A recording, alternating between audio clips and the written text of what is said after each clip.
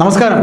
തെരഞ്ഞെടുപ്പ് നിയമസഭയിലായിരുന്നാലും അതിന് ലോകസഭയിലായിരുന്നാലും മത്സരിക്കാൻ ഏതാനും ചില മുഖങ്ങൾ മാത്രമേ കോൺഗ്രസിൽ ഉള്ളോ എന്ന് കോൺഗ്രസ്സുകാർ മാത്രമല്ല ചോദിക്കുന്നത്, കേരള സമൂഹം ആകെ ചോദിക്കുകയാണ്.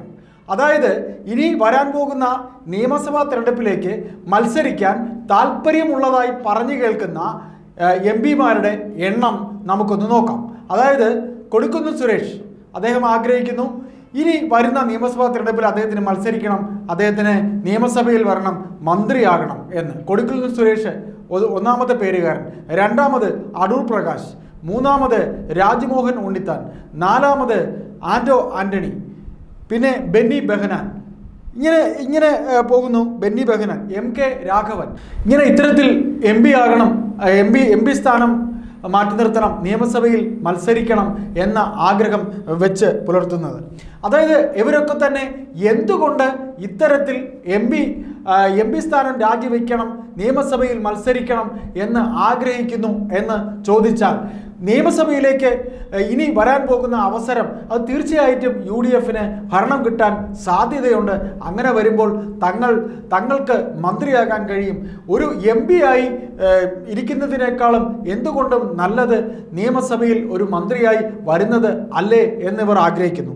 അതായത് ഇത്തരത്തിൽ അവർ മന്ത്രി ആകണം എന്ന് ആഗ്രഹിക്കുന്നവരൊക്കെ തന്നെ ജാതി സമവാക്യങ്ങൾ കൂടെ ചേർത്ത് നിർത്തിക്കൊണ്ടൊക്കെ തന്നെയാണ് അവർ മത്സരിക്കാൻ ആഗ്രഹിക്കുന്നത്. ഇപ്പോൾ കൊടിക്കുന്നിൽ സുരേഷിന് അറിയാം തീർച്ചയായിട്ടും താൻ മത്സരിച്ചാൽ ഒരു മന്ത്രിയാകും. അത് ജാതി സമവാക്യങ്ങളും ഒക്കെ ചേർത്തുകൊണ്ട് വായിച്ചെടുക്കുമ്പോൾ തനിക്ക് മന്ത്രിയാകാൻ സാധ്യതയുണ്ട്. രണ്ടാമത് കൂടുതൽ മറ്റൊരാളായിട്ട് വരുന്നത് അടൂർ പ്രകാശാണ്. അടൂർ പ്രകാശിനെ സംബന്ധിച്ച് അടൂർ പ്രകാശ് SNDP കമ്മ്യൂണിറ്റിയിലെ ആളാണ്. അദ്ദേഹം മത്സരിച്ചാൽ അദ്ദേഹം ഒരു വേള നിയമസഭയിൽ മത്സരിച്ചിരുന്നു, നിയമസഭയിൽ നിന്ന് MLAയും മന്ത്രിയുമായ ആളാണ്. അപ്പോൾ അദ്ദേഹത്തിന് ഒരു വേള ഭരണത്തിൽ വരുമ്പോൾ എന്തുകൊണ്ടും ഒരു MP-യെക്കാളും ഒരു മന്ത്രിയായിരിക്കുന്നത് നല്ലതാണ് എന്നൊരു തോന്നലാണ് അദ്ദേഹത്തിന് ഉള്ളത്.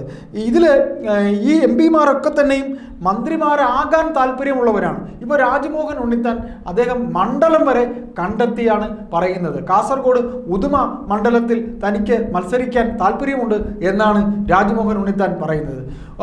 ഉദുമയിൽ ബാലകൃഷ്ണൻ പെരിയ എന്ന ഒരു സ്ഥാനാർത്ഥിയായിരുന്നു നേരത്തെ കോൺഗ്രസിന് അവിടെ ഉണ്ടായിരുന്നത്. അദ്ദേഹത്തിൻ്റെ പാർട്ടിയിൽ നിന്നൊക്കെ ഈ പറയുന്ന രാജ്മോഹൻ ഉണ്ണിത്താൻ പുറത്താക്കി. അപ്പോൾ അദ്ദേഹത്തിന് ഇപ്പോൾ ഉണ്ണിത്താനൊക്കെ നിയമസഭയിൽ ഉദുമയിൽ മത്സരിക്കണമെന്നും മന്ത്രിയാകണമെന്നും ആഗ്രഹമുണ്ട്. പക്ഷേ അദ്ദേഹത്തിനെ സംബന്ധിച്ച് നോക്കുമ്പോൾ അത് ഇത്തരത്തിൽ ജാതി സമവാക്യങ്ങൾക്കൊന്നും ഒത്ത് വരത്തില്ല. എം കെ രാഘവനും ആ വിഷയം ഉണ്ടാകുന്നുണ്ട്. അദ്ദേഹം കോഴിക്കോട് MP ആയിട്ടുള്ള ആളാണ്. എത്രയെങ്കിലും തവണ കോഴിക്കോട് MP ആയിരുന്ന ആളാണ്. അദ്ദേഹത്തിനും ഈ പറയുന്ന രീതിയിൽ നിയമസഭയിൽ മത്സരിക്കണമെന്ന അതിയായ ആഗ്രഹമുണ്ട്. പിന്നെ മറ്റൊരു പേര് ആന്റോ ആന്റണിയെ സംബന്ധിച്ച് അദ്ദേഹത്തിന് KPCCയുടെ പ്രസിഡൻ്റാകാൻ വളരെയധികം സാധ്യതയുണ്ടായിരുന്നു. KPCC പ്രസിഡൻ്റാകാൻ സാധ്യതയുണ്ടായിരുന്ന ആന്റോ ആന്റണിയെ സംബന്ധിച്ച് അദ്ദേഹത്തിന് ചില സാധ്യതകൾ മാത്രം, വളരെ വിരളമായ ചില സാധ്യതകൾ കുറവ് കൊണ്ട് മാത്രമാണ് അദ്ദേഹത്തിന് ഇപ്രാവശ്യം KPCC പ്രസിഡൻ്റാകാൻ കഴിയാതെ വന്നത്. അതുകൊണ്ട് അദ്ദേഹത്തിന് തീർച്ചയായിട്ടും അദ്ദേഹം വളരെയധികം ആഗ്രഹിക്കുന്നുണ്ട്. അദ്ദേഹത്തിന് കേരളത്തിൽ നിയമസഭയിൽ മത്സരിക്കണം, ആന്റോ ആന്റണിക്ക് മത്സരിക്കണം, അദ്ദേഹത്തിന് നിയമസഭയിൽ മന്ത്രിയാകണം എന്നൊക്കെ. പിന്നീട് ബെന്നി ബെഹനാനും ഈ ജാതി സമവാക്യങ്ങൾ ഒക്കെ ചേർത്ത് നോക്കുമ്പോൾ അദ്ദേഹത്തിനും മത്സരിക്കണം എന്ന കാര്യം അദ്ദേഹം ആഗ്രഹിക്കുന്നുണ്ട്. അപ്പോൾ ഈ പറയുന്ന രീതിയിൽ UDFന് ചാൻസ് വരുന്നുണ്ട് മന്ത്രിയാകാൻ. ഈ പറയുന്ന 5 പേർക്കും യോഗ്യതയുണ്ട്. ഇപ്പോൾ അടൂർ പ്രകാശ് ആണെങ്കിലും, കൊടിക്കുന്നിൽ സുരേഷ് ആണെങ്കിലും, ആന്റോ ആന്റണി ആണെങ്കിലും അവരെല്ലാം സീനിയേഴ്സ് തന്നെയാണ്. എം കെ രാഘവനാണെങ്കിലും, രാജ്മോഹൻ ഉണ്ണിത്താനാണെങ്കിലും, ബെന്നി ബെഹനാനാണെങ്കിലും ഇവർക്കൊക്കെ ഈ കോൺഗ്രസിലെ MP-മാർക്കിടയിൽ തമാശ രൂപേണ പറയുന്ന മറ്റൊരു വാചകമുണ്ട്. അതായത് KC വേണുഗോപാലിനും പ്രിയങ്ക ഗാന്ധിക്കും, കേരളത്തിൽ നിന്ന് ജയിച്ചു പോയ KC വേണുഗോപാലിനും പ്രിയങ്ക ഗാന്ധിക്കും ഒഴികെ ബാക്കി എല്ലാവർക്കും വരുന്ന നിയമസഭാ തെരഞ്ഞെടുപ്പിൽ മത്സരിക്കണമെന്നും തെരഞ്ഞെടുപ്പിൽ മത്സരിച്ചവർക്ക് മന്ത്രിയാകണമെന്നും ആഗ്രഹമുണ്ട് എന്ന് തമാശ രൂപേണ പറയുന്നുണ്ട്. എന്നാൽ ഇതിനൊക്കെ തന്നെ ഒരു കടുത്ത എതിർപ്പുണ്ടാകാൻ സാധ്യതയുള്ളത് ഹൈക്കമാൻഡിൽ നിന്നായിരിക്കും. കാര്യം ഹൈക്കമാൻഡിന് കോൺഗ്രസിൻ്റെ MP-മാരുടെ എണ്ണം വർധന വർധനവ് വളരെ ആവശ്യമാണ്. അങ്ങനെ എണ്ണത്തിൽ വർധനവ് ആവശ്യമുള്ളത് കൊണ്ട് തന്നെയാണ് അവർക്ക് ഏറ്റവും കൂടുതൽ സാധ്യതയുള്ള കേരളത്തിൽ നിന്ന് ഇങ്ങനെ ഇത്രയും MP-മാർ വിജയിച്ചു വന്നത് അവർക്ക് നേട്ടമായതും. എന്നാൽ അങ്ങനെ വരുമ്പോൾ ഇത്രയും MP-മാർ 7 പേർ വരെ, ഏതാണ്ട് 6-7 പേർ വരെ ഇത്തരത്തിൽ മാറിപ്പോകുമ്പോൾ അത് അവിടെ ഇനി ഒരു മത്സരം നടന്നാൽ അവിടെ കോൺഗ്രസിനെ ജയിക്കാൻ കഴിയുമോ എന്ന ഒരു പുനർചിന്തനം, അത്തരത്തിലൊരു അലട്ടൽ, ഒരു ചിന്ത ഹൈക്കമാൻഡിനെ വേട്ടയാടുന്നുണ്ട്. അതുകൊണ്ട് ഹൈക്കമാൻഡ് ഒരിക്കലും ഇവർക്ക് ആർക്കും തന്നെ മത്സരിക്കാനുള്ള, എല്ലാവർക്കും ഈ പറയുന്ന ആർക്കും തന്നെ ഒരു വേള മത്സരിക്കണമോ വേണ്ടയോ എന്നുള്ള കാര്യം പറയാനുള്ള സാധ്യത തീർത്തും വിരളമാണ്.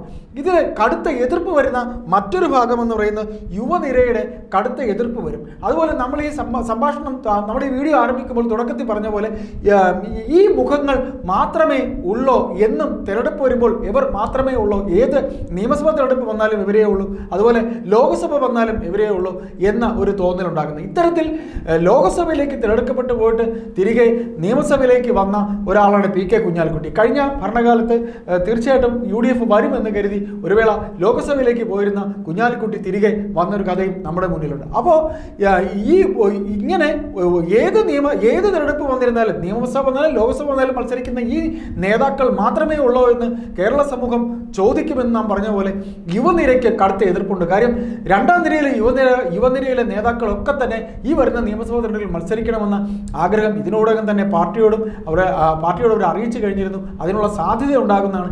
എന്നാൽ ഈ പറയുന്ന നേതാക്കൾ മത്സരിക്കാൻ വരികയാണ് എന്നുണ്ടെങ്കിൽ യുവനിരയുടെ കടുത്ത എതിർപ്പ് ഇവർക്ക് നേരെ ഉണ്ടാകാനുള്ള സാധ്യതയുണ്ട് എന്നത് വളരെ സത്യമായ കാര്യമാണ്. അങ്ങനെ പറയുമ്പോൾ ഈ 7-ലധികം നേതാക്കൾ നിയമസഭയിലേക്ക് മത്സരിക്കണമെന്ന് പറയുന്നതിൻ്റെ സാധ്യത ഹൈക്കമാൻഡിൻ്റെ ഇടപെടലും കേരള നേതൃത്വത്തിലെ യുവനിരയുടെ ഇടപെടലും കൂടെ ചേർത്ത് വായിച്ചാൽ മാത്രമേ അതിനൊരു ഉത്തരം ഉണ്ടാകാൻ സാധ്യതയുള്ളൂ.